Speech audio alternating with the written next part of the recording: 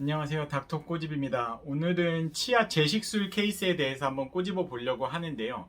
치아 제식술은 과거에 치근단 절제술 케이스에 대해서 많이 올려드렸는데, 치근단 절제술은 한마디로 치아 위쪽에서 상부에서 접근해서 신경치료나 재신경치료로 치료가 불가능한 케이스에서 뭔가 이제 아래쪽으로 접근을 해서 거기에 3mm를 잘라내고 염증 긁어내고 3mm를 MTA로 틀어막는 그런 술식이라고 하면, 입안에서 가장 끝에 있는 치아들, 상악 제2대구치, 하악 제2대구치, 아니면 뭐 신경관이 가까이 있거나 어떤 기타 이유 때문에 접근이 불가능한 경우들이 있어요. 아니면 치아 뿌리의 중간 부위에 뭔가 해부학적으로 뭔가 어브노말리가 있어가지고 조금 이상한 구조가 있어가지고 그거를 없애줘야 되는 경우에는 그 치아를 실제로 뽑아요. 그러니까 뽑고 임플란트가 아니고 실제로 뽑아서 저희가 치료를 해서 다시 집어 넣게 되는데, 환자분들 중에서는 이런 내용을 처음 들으시는 분들은 치아를 뽑았다가 다시 집어 넣는다고 이런 무슨 황당한 소리를 하냐는 분들도 있어요. 하지만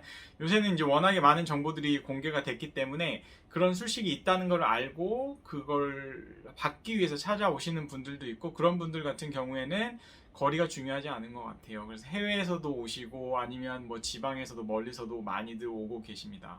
Anyway, 치아 제식술 케이스에 대해서 한 번도 안 꼬집어 드린 것 같아서 그 케이스에 대해서 한번 꼬집어 보겠습니다. 집중해 주세요.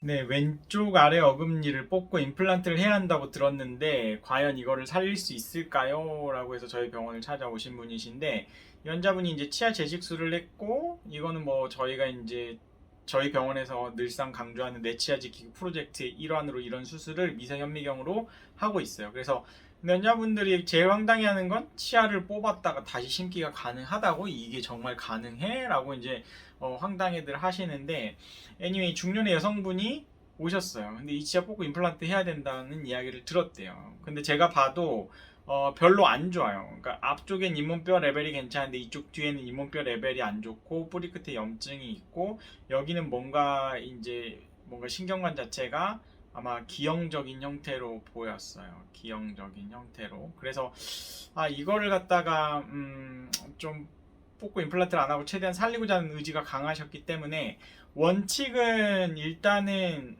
치아 재식술을 하기 전에 재신경 치료를 먼저 해보는 거예요. 재신경 치료를 먼저 해보고 경과를 보고 괜찮으면 크라운으로 끝내는 거고요. 이제 만약에 그게 문제가 그렇게 했는데도 씹을 때 아프거나 이제 계속해서 뭐 염증이 있거나 그러면 그때 이제 치아 재식술을 하는 게 가장 좋다. 한마디로 위아래로 깨끗하게 하는 게 가장 좋다는 거죠. 치아의 치료의 경과에는. 근데 어쨌든 이 환자분은 뭐 어떤 여러 가지 이유 때문에 일단 치아 재식술로만 진행을 한 케이스인데, 이쪽에 보면 고름길도 있어가지고 제가 여기 고름길을 따라서 들어가 봤더니 뿌리 끝으로 향하고 있었어요. 그래서 이거를 또 수직적으로 치아가 금이 간 수직 치근 파절 같은 경우도 완전히 배제를 할 수가 없었기 때문에 환자분한테 이제 최악의 상황을 갖다 설명을 드리고 들어갈 수밖에 없어요. 그래서 수직 치근 파절이면 수술을 들어갔다가 뽑고 임플란트로 가는 거고, 수직 치근 파절 현미경으로 봐가지고 수직적으로 치아가 쫙 갈라지지가 않았으면 그냥 일단은 치아 재식술을 해서 살려봅시다 이렇게 하고 들어간 거예요. 그래서 일단 치아를 뽑았어요. 치아를 뽑고 나서 자세히 봤더니 여기에 뭔가 이렇게 이거는 이제 치아 뿌리를 뽑으면 이렇게 노란데 이게 뭔가 이게 파란색 이런 느낌을, 이제 저희가 메틸렌 블루를 써요. 메틸렌 블루를 쓰는 이유는 이제 염증 조직도 염색이 되지만 치아에 크랙이 있는지를 갖다가 관찰을 하는 거예요. 치아에 수직적으로 금이 갔는지. 근데 이런데 만약 금이 가 있다 그러면 이런 파절선, 여기가 염색이 안 되거나 염색이 짙게 되어 있어요. 그래서 이런 파절선이 관찰이 되지 않았기 때문에 일단 세이브하는 쪽으로 가는 거죠. 여기에 뭔가 새끼뿌리도 있어요. 그래서 새끼뿌리도 이제 정리를 해주는 거죠. 그래서 뿌리 끝에 있는 염증 조직을 일단 제거하고 옆에 붙어있는 최대한 염증으로 보이는 것들은 보는 거고, 근데 중요한 거는 치아 재식술의 핵심은 구강 바깥에 15분 안에 치아 뿌리가 건조되지 않은 상태로 있어야 된다는 거죠. 15분 안에 모든 술식을 끝내야 되기 때문에 손발이 직원들과 치과 의사가 착착착착 맞아야 돼요. 그렇지 않으면 15분 안에 이 술식을 끝내기가 쉽지가 않다는 거죠. 염증 조직을 큐렛을 하고 뿌리끝 3mm를 제거하고 또 옆에 새끼 뿌리도 제거를 했어요.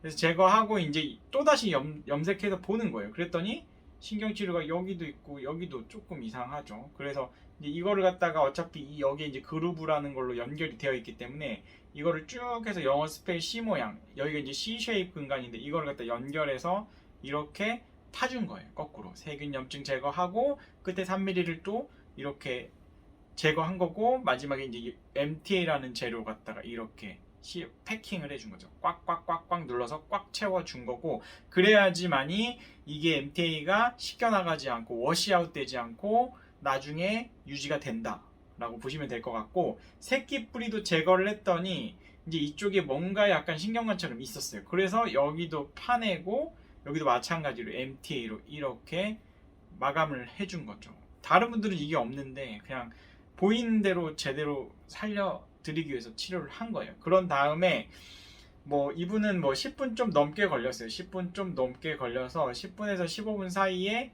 다시 꽂아 넣은 거죠. 15분 사이에 다시 꽂아 넣고, 이제 이게 만약에 안 흔들린다 그러면은 와이어를 고정할 필요가 없는데, 만약에 흔들리면은 흔들림이 있는 것 자체를 저는 좋아하지 않아요. 그래서 레진 와이어 스플린트를 앞치아에 해가지고 꽉 묶어놔요. 그러면 이 치아를 흔들리지 않고 이제 이 뿌리 쪽에 있는 염증이 없어지는지를 관찰을 하면 되는 거예요.